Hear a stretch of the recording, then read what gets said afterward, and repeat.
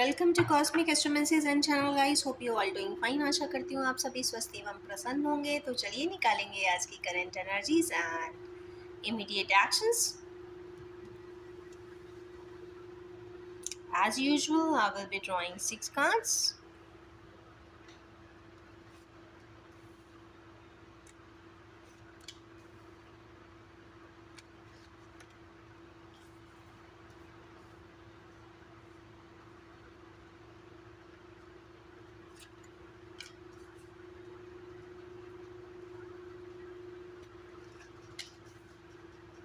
Okay, so wonderful 6 cards आ गए। सबसे पहला तो फैमिली का ही कार्ड आया, 10 ऑफ पेंटिकल्स। या तो हमारे किन्हीं व्यूअर्स फैमिली लाइफ को बहुत अच्छे से एंजॉय कर रहे हैं या फिर कंप्लीट कर देना चाहते हैं। तो चलिए देखेंगे क्यों आया है ये कार्ड।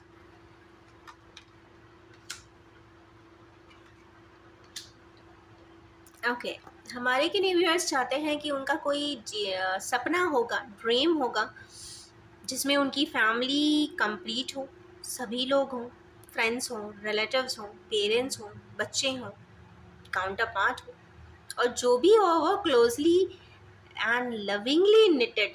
तो कुछ इस प्रकार की एनर्जीज हैं। वो हार्मनी ला देने के लिए कहीं ना कहीं वो बहुत ज़्यादा बैलेंस करने की कोशिश कर रहे हैं, गिविंग पोजीशंस में आना चाहते हैं। या तो उन्होंने आज तक हमेशा लिया ही लिया है, तो आज वो दे भी देना चाहते हैं, दे रहे हैं, और जो रिमेनिंग है उन्हें भी देना चाहते हैं। बैलेंस करना चाहते हैं क्योंकि वो हार्मनी चाहते हैं लाइफ में। हार्मनी क्योंकि यहाँ 10 ऑफ पेंटिकल्स का कंप्लीशन भी आया है, तो टारगेटाइज 10 ऑफ कंप्लीशंस है। जो रिमेनिंग रह गए हैं मुझे लगता है उन्हीं के लिए डिवाइन जजमेंट आया है। कुछ इस प्रकार का सिनेरियो लाइफ में ज़रूर आया है जो ऐसा बताता है कि यस, जजमेंट की ज़रूरत है, और डिवाइन इसलिए बहुत सारे प्रोसीजर्स एंड प्रोसेसेस करती है जिससे कि यस कंप्लीशन आ सके, बैलेंसिंग आ सके। Because divine and cosmic laws बहुत अलग होते हैं, और वो लॉज के अपने ही एक कोडिफिकेशन के हिसाब से चलते हैं। इसीलिए कहते हैं उनके universal codes are quite different. उसको कोई मैच नहीं कर सकता, उसको कोई आसानी से डिकोड भी नहीं कर सकता। वो तो जब आप एंटांगल हो जाते हो, उस वर्लपूल के अंदर फंस जाते हो, तो ही समझ में आता है भाई universal codes and universal laws are quite different. वही बात आ जाती है, जैसा आप करते हो वैसा पा लेते हो, और जैसा आपने किया होता है वैसा ही आपको बाद में मिलता भी है। तो these all things are cyclic. इसीलिए कहते हैं अच्छा ही करें तो अच्छा ही मिलेगा। यही बताने के लिए लगता है एम्प्रेस भी आई है आज। चलिए देखते हैं एम्प्रेस वैसे क्यों आई है, आज क्या बेसिकली बता देना चाहती हैं। एम्प्रेस कंफ्यूज है, टार मोमेंट क्यों आया भाई?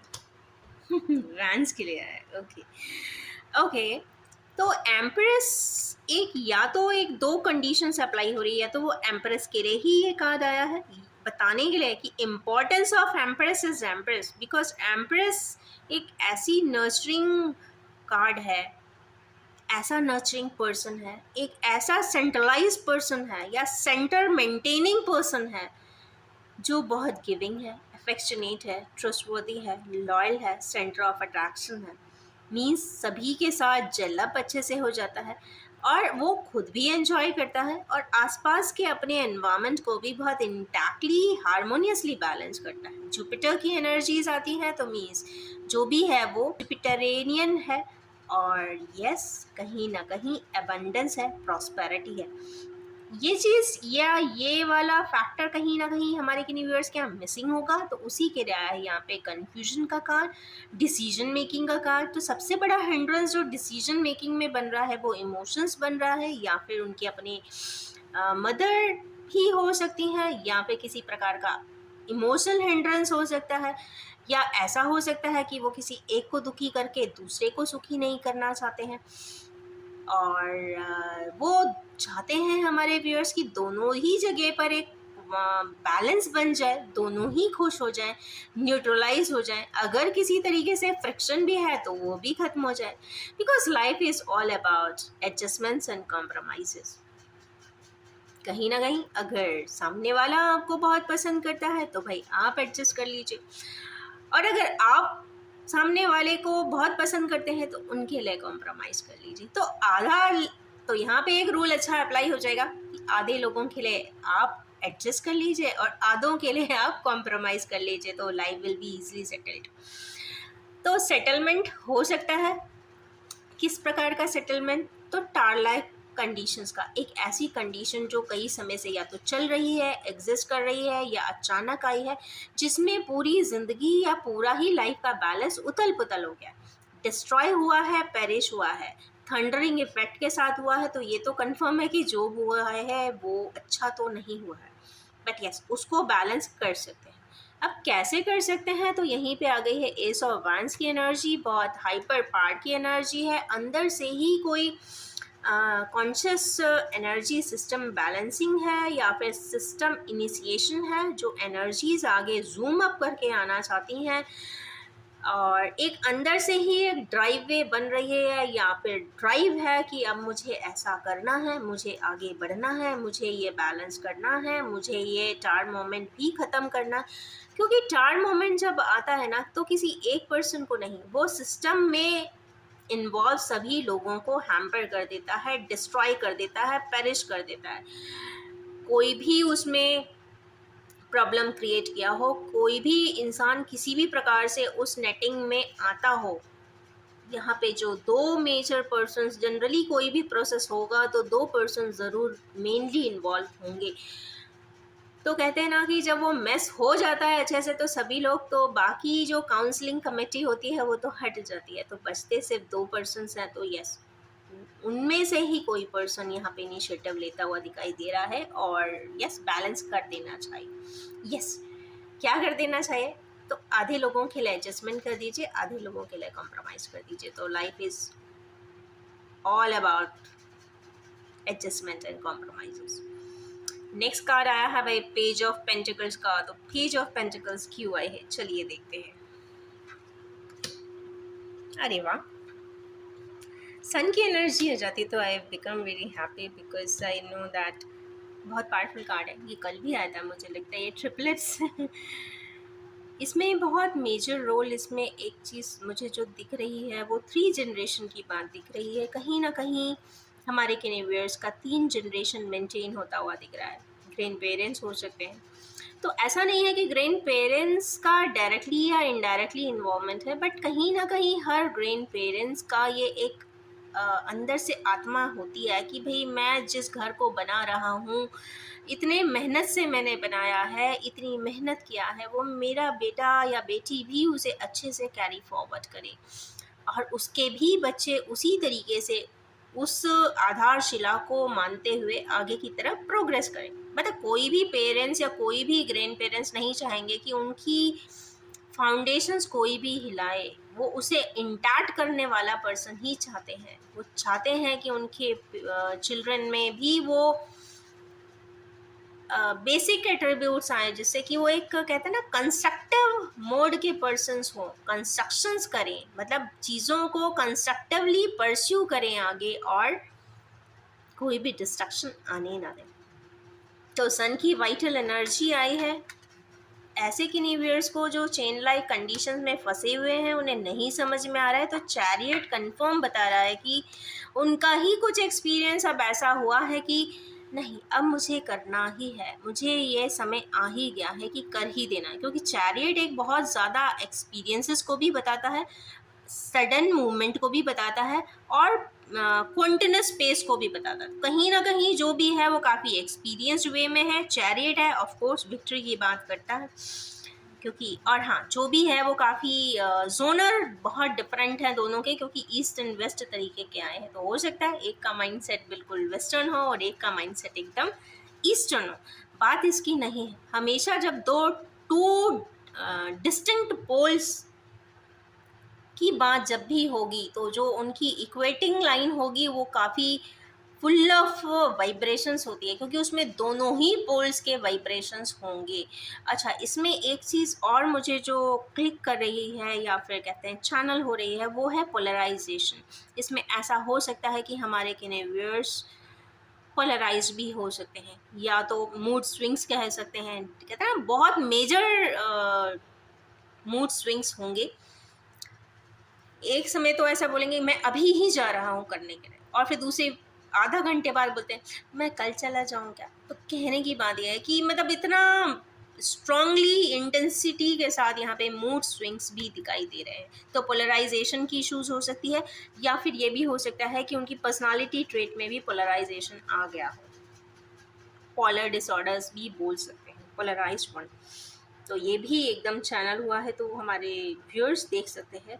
नेक्स्ट है यहाँ पे ऑब्स्टिकल्स का कार्ड, या फिर हिंड्रेंस का कार्ड, या फिर मेहनत का कार्ड, कमिटमेंट का कार्ड, पास्ट लाइफ कनेक्शंस का कार्ड, कहीं ना कहीं पास्ट लाइफ एक्टिविटी का कार्ड, डेस्टिनी का कार्ड, कहीं ना कहीं केतु का वर्ड आया, मीन्स डेस्टिनी वर्ड आ गया। तो क्यों कर रहे हैं, किस लिए कर रहे हैं, तो चलिए देखते हैं।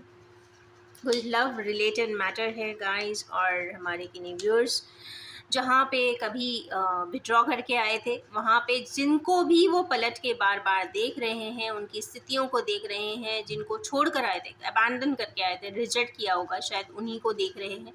उनको ही पेज ऑफ कप्स में आकर, कहते हैं मैं इसे हमेशा कहती हूँ कि ये काफ़ी humble form of card love and emotions के लिए है, क्योंकि इसमें किसी भी प्रकार का मेलाइनमेंट नहीं है, फैब्रिकेशन नहीं है, ड्यूप्लिकेसी नहीं है, जो भी है वो बहुत इनोसेंट है, बहुत ही जेन्युइन है। तो yes, it is a beautiful card for love and love sharing. और उसी के बाद पेज आ गया, अगेन पेज पर पेज ने ही क्लैरिफाई किया है, तो ये तो कंफर्म है कि मेहनत जहाँ के लिए इतना कर रहे हैं, वहाँ पे ये कंफर्म इनोसेंटली अपने लव को ही शेयर करना चाहते हैं।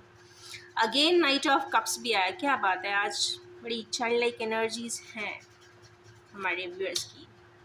Memories of love, again pentacles, completion चाहते हैं गाइस। यहाँ पे तो कोई भी रिफ्रैक्टिव कार्ड आया ही नहीं है, बहुत ज़्यादा मेमोरीज आ रही है, पुरानी बातें रिकॉल कर रहे होंगे, लव एंड इमोशंस को ध्यान दे रहे होंगे जो कभी दिया नहीं होगा, या फिर ये कार्ड उस पर्सन के लिए भी आता है। मुझे आज भी वही चीज़ क्लिक कर रही है, एक एल्डरली पर्सन, एल्डरली लेडी की भी बात आती है यहाँ पे, एक चाइल्ड लाइक बच्ची की भी बात आती है, कोई कॉन्वर्सेशन है, लव एंड इमोशंस कहीं ना कहीं ट्रांसफ़र तो हुए हैं। अब ज़रूरी नहीं है कि फूलों के फॉर्म में ही हों, शब्दों के फॉर्म में भी हो सकते हैं, काउंसलिंग के मोड में भी हो सकते हैं, अप्रिसिएशन के मोड में भी हो सकते हैं, गाइड वे के लिए हो सकते हैं।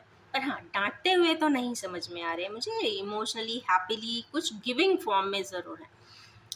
क्यों आई है ये, क्योंकि यहाँ भी वो शायद मुझे लगता है रुकी हुई हैं, बात करना चाहती हैं, कुछ ना कुछ बताना चाहती हैं, पर अच्छा ही बताना चाहती हैं। ऐसा नहीं है कि कुछ डिफ़िकल्ट कार्ड नहीं है, वो जो भी इंटरैक्ट करना चाहती हैं वो कुछ अच्छा ही बताना चाहती हैं। क्या बताना चाहती हैं, एस ऑफ पेंटिकल्स, वो किसी चीज़ की इमोशनल फॉर्म की बिगिनिंग की भी बात कर रही हैं या कर रहे हैं, दोनों ही हो सकते हैं, जेंडर आप अपने हिसाब से ले लीजिए। क्या चाहते हैं, वो अपनी फैमिली को कंप्लीट करना चाहती हैं। आई डोंट नो ये किसके लिए कार्ड है, but yes, family completion, emotional family completion की बात है। वो अपने फैमिली के इंटैक्ट करने के लिए, अपनी फैमिली को मेंटेन करने के लिए, वो इमोशंस को बैलेंस करना चाहती हैं। बैलेंस भी नहीं वर्ड आया यहाँ पे, टोटल कंप्लीशन आया है, तो यस, कंप्लीशन करना चाहती हैं। अगेन इस कार्ड से मुझे अगेन ये चीज़ याद आ रही है मेमोरीज ऑफ लव वाले से, कि यस, एडवाइस करिए लोगों को, जो भी है आपके इर्द गिर्द ऐसा लगता है कि कोई गलत हो रहा है किसी के साथ, या कोई एगनी है या प्रॉब्लम में है, थोड़ा सा समय निकाल के किसी को दो अच्छे शब्द बोलेंगे तो कुछ बुरा नहीं होगा। सामने वाले की ज़िंदगी हो सकता है उन दो मोरल वर्ड से बदल जाए, बढ़ जाए, प्रोग्रेस हो जाए। और चाहे बाद में भले फ्रैक्शंस कितने भी आए हों, बट एक वो मोरल जो एक फर्स्ट मीटिंग का जो इम्पैक्ट होता है ना, वो ताउम्र रहता है। तो moral of the story is this कि यस, अगर एक कोई अच्छी चीज़ हुई है कभी पास्ट में, तो उसके जो फ्यूचर होगा ना, वो काफ़ी अप्रिशिएटिंग तो यहाँ पे दिख रहा है। कहीं ना कहीं वो लवली मेमोरीज ज़रूर यहाँ पे एक्लेम होती हुई दिखाई दे रही है। I don't know but it is there. Next card यहाँ पे आया है 7 ऑफ पेंटिकल्स का। देखते हैं कि ये क्यों आया हुआ है, क्योंकि 7 की एनर्जीज आप बहुत आई है, शिव शक्ति की एनर्जीज आई है गाइस, सेलिब्रेशन की। तो हमारे व्यूअर्स चाहते हैं, रास्ता खोज रहे हैं जिससे कि वो अपनी शिव शक्ति के मतलब ये न्यांग की एनर्जीज को ही बैलेंस करने की सीधी सीधी बात है। तो मतलब काउंटर बैलेंस करना चाहते हैं अपने पार्टनर के साथ, वो इनइक्वल डिस्ट्रीब्यूशन ज़रूर है। एस ऑफ सोर्ट्स के साथ हैं, तो मतलब बहुत स्ट्रिक्टली अपने प्रोटोकॉल्स के साथ आगे बढ़ना भी चाहते हैं, बता भी देना चाहते हैं, बैलेंस भी कर देना चाहते हैं और सेलिब्रेशन भी चाहते हैं। वो कोई और चीज़ नहीं चाहते, वो सीधा सीधा सेलिब्रेशन चाहते हैं। तो इसलिए कोई लड़ाई फाइट की चीज़ें आज के कार्ड्स ने कहीं भी रिफ्लेक्ट नहीं की है। जो चैरियट के कार्ड ने यहाँ पे आज काफ़ी प्रॉमिसिंग मूवमेंट भी बताया है, मेमोरीज ऑफ लव। अगर पुराने किसी समय पे किन्हीं लोगों के बीच में एक लवली मेमोरीज आई है तो ये भी काफ़ी अच्छी हैं। और यहाँ पे भी मेजर मिसिंग एनर्जीज आई है बॉटम ऑफ द डेक। तो चलिए निकालेंगे इमीडिएट एक्शंस।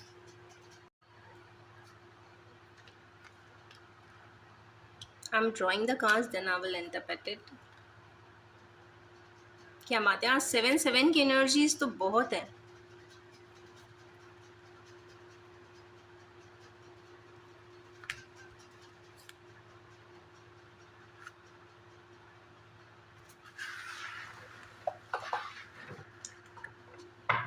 सबसे पहला कार्ड आया है डिसेप्शन एंड एनवी, 7 का कार्ड है। तो अगेन जिन जगह पे कहीं ना कहीं डिसीविंग की एनर्जीज आई है या फिर डिसेप्शन हुआ था या फिर कहीं आपको ऐसा लगता है कि किसी ने डिसीव किया है या डिसेप्शन दिया है, उन्हीं ग्राउंड्स पे यहाँ पे उन्हीं पर्सनस के लिए यहाँ पर क्या डिवाइन जजमेंट आया है। और डिसेप्शन की एनर्जीज है तो ऐसा लगता ज़रूर है, पर 7 की एनर्जीज आ जाने का मतलब है कि वो डेस्टिन्ड टास्क था, वो डेस्टिनी के साथ हुआ था, डिवाइन फॉर्म में ही हुआ था, उसी पे कुछ जस्टिस भी अब होने वाला है या हो रहा है, आई डोंट नो। बट हाँ, कुछ ना कुछ बहुत स्ट्रॉन्ग एनर्जीज है आज 7 की। सेकेंड है क्राउन चक्र की एनर्जीज। तो हमारे के व्यूअर्स जिनके एम्प्रेस वाले कार्ड सेट के लिए आया है ये क्राउन चक्र, तो हमारे के व्यूअर्स के क्राउन चक्र ओपनिंग की बात है। तो क्राउन चक्र जब किन्हीं का ओपन होता है तो ये श्योर बात है कि उनको एक विजडम अपने आप आता है, किसी से पूछना नहीं पड़ता, किसी से जानना नहीं पड़ता। आपकी अपनी इंट्यूटिव पार्ट्स इतनी स्ट्रांग होती हैं कि वो आप अपनी दुनिया की बात नहीं सुनने की होती है, आप सिर्फ अपनी ही सुन लीजिए। तो यहाँ पे क्राउन चक्र कहता है कि हम जो आपको मैसेज डायरेक्टली कॉस्मिकली दे रहे हैं, आप बस उसको समझ लीजिए, जिससे कि आपको स्वयं क्लैरिटी आए। जब क्लैरिटी आ ही जाती है तो इंसान या ह्यूमन बीइंग हमेशा ही एक कॉन्फिडेंस के साथ उसको इंट्यूटिवली आगे बढ़ता भी है। कॉन्फिडेंस चूँकि रहता है तो उसके सारे कामों में वो रिफ्लेक्ट भी करता है और स्टेप्स भी काफ़ी प्रोग्रेसिव होते हैं, फ्यूचरिस्टिक होते हैं। नेक्स्ट कार्ड अगेन ट्रुथ का आया है। तो अगेन मैं ट्रुथ का बोलूँगी क्योंकि ये चैरियट के नीचे आया, तो हो सकता है चैरियट से या फिर जिस फास्ट पेस से आप किसी के पास जाएंगे तो अभी भी 20% ट्रुथ आपको और मिलेगा, क्योंकि ये पर्सन यहाँ इंटरफेस कर रहा है। तो जब आप मिलेंगे तो कुछ ना कुछ ट्रुथ आपको और भी पता चलेगा। नेक्स्ट कार्ड आया है पैशन इग्नाइटेड का। तो हमारे के व्यूअर्स का अंदर से एक ऐसा ड्राइव ज़रूर आ रहा है जिससे कि वो चाहते हैं कि आगे बढ़ें, अथॉरिटी के साथ बढ़ें। और ख़ास बात यह है कि वो हाईली प्रोटेक्टेड भी है, विजडमफुल भी है, चूँकि इनर ड्राइव है। इनर ड्राइव एक ऐसी ड्राइव होती है जो इंसान को कहते हैं ना, स्ट्रॉन्ग जितनी होगी, इंटेंसिटी जितनी होगी, इंसान कदम उसी हिसाब से उठा ही लेता है। ये टेम्पटेशन किसी भी चीज़ के लिए हो सकती है। फूडीज़ जो लोग होते हैं उनको फूड का इंस्टिंक्ट हो सकता है, किसी को अगर ट्रैवल का शौक़ है तो वो हो सकता है ट्रैवलिंग के लिए चले जाते हैं कोई पर्टिकुलर डेस्टिनेशन पे। और किसी पर्सन के लिए ही है तो without any time they pick call and they contact. Next card आया है यहाँ पे मूवमेंट, चॉइसेस एंड डिसीजंस का। तो हमारे व्यूअर्स जो मेमोरीज ऑफ लव में हैं वो काफ़ी सोच रहे हैं, कोई हैवी मूवमेंट्स की बात है या फिर इनिशियली या पहले कुछ हैवी मूवमेंट्स हुए होंगे। क्योंकि यहाँ पे दो रिंग्स की भी बात है तो कहीं ना कहीं शादी शादी वर्ड भी यहाँ पे दिखाई देता है, स्पेस भी दिख रहा है, फर्टिलिटी भी दिख रही है, तो कहीं ना कहीं शादी शादी से रिलेटेड भी यहाँ पे कुछ बात होती हुई दिखाई दे रही है। और लास्ट है यहाँ पे स्पिरिचुअल स्ट्रेंथ। हमारे कैनिवर्स को जिनको भी स्पिरिचुअल स्ट्रेंथ आ जाएगा तो ये तो कंफर्म मान लीजिए कि जो भी वो करेंगे, जो भी वो करना चाहते हैं वो बहुत ही अच्छा होगा और वो कर भी पाएंगे, बिकॉज जिसके पास स्पिरिचुअल स्ट्रेंथ है फॉर हिम और her everything is quite possible. एक बात और मैं बताना चाहूँगी कि 7 पहले मैं काउंट कर लूँ कि कितने आए हुए हैं। 1 2 3 4 एंड 5 के डिजिट्स आज की रीडिंग में आए हैं। तो मान लीजिए कि सक्सेस आपके आस पास ही है। सबसे पहली चीज़, आपको स्पिरिचुअल स्ट्रेंथ है, नॉलेज है, एबिलिटीज़ हैं, पोटेंशियल है, पास्ट लाइफ टाइज हैं, डेस्टिनी भी साथ दे रही है। एंजल गार्जियन का स्पेसिफिक नंबर भी 5-7 होता है, तो आपकी अपनी गार्जियन एंजल भी आपको कहीं ना कुछ साइंस सिंबल्स दे रही है, कुछ प्रोसेस या वर्क को कर देने के लिए, जिससे कि आपका कर्मा डायनामिक्स इस लाइफ के लिए कंप्लीट हो सके, आपको सक्सेस मिल सके। और यस, अबाउट ऑल एसेंशन आप पार कर सकें, या हायर एसेंशन या हायर ऑल्टीट्यूड पर आप जा सकें, एक अच्छे इंसान के रूप में आपका न्यू प्रमोशन हो सके। तो इन्हीं ब्यूटीफुल सी एनर्जीज के साथ मैं एंड करना चाहूँगी और ये भी कहना चाहूँगी कि general collective timeless and gender free reading है। जब भी आपके सामने आएगी कुछ ना कुछ रेजोनेट ज़रूर कर देने वाली है। और आज की इतनी पावरफुल मैजेस्टिक एनर्जीज देखने के बाद तो मुझे लग रहा है कि मेरे जितने भी व्यूअर्स हैं उनके लिए टाइम बहुत अच्छा है, सक्सेसफुल है, और मैं एडवांस में ही कंग्रेचुलेशंस भी कह रही हूँ। तो जो भी जिस भी जगह पे आप जाना चाहते हैं, जो भी आप कर देना चाहते हैं, जो भी आप कर गुजरना चाहते हैं, या जो भी करके दिखा देना चाहते हैं इस दुनिया में, ज़रूर स्टेप ऑन ज़रूर करिए।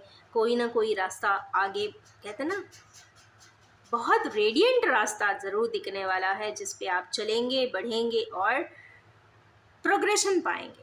प्रोग्रेशन वर्ड मैं इसलिए लगा रही हूँ कि आई डोंट नो कौन किस इंटेंशन से इस रीडिंग को देख रहा है, बट यहाँ प्रोग्रेशन में वो सारे ही वेरिएबल्स आ जाते हैं जो ज़रूरी होते हैं। तो yes, wish you all have a most true happy day ahead. Thank you so much.